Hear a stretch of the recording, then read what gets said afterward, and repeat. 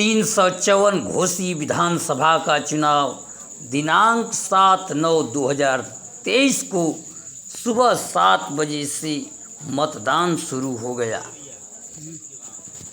घोसी विधानसभा में कुल 4,30,394 मतदाता 10 प्रत्याशियों के भाग्य का फैसला करेंगे।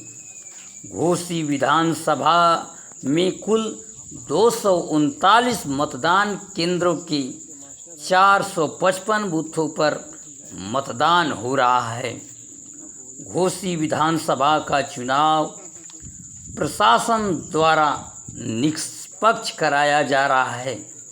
क्लस्टर मोबाइल 23 जांच टीम द्वारा जगह जगह मतदान केंद्रों पर जाकर जांच की गई और चुनाव शांति एवं सुचारू रूप से कराया गया।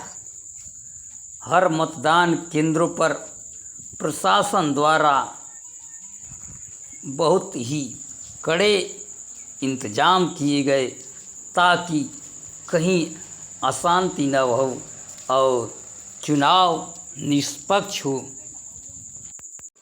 क्लस्टर मोबाइल 23 जांच टीम द्वारा जहनियापुर, चिश्तीपुर, फैजल्लापुर, सोड़सर, नोकहट, फतेहपुर, ताल नरजा तथा अन्य कई मतदान केंद्रों पर जांच की गई और चुनाव को शांतिपूर्वक कराया गया।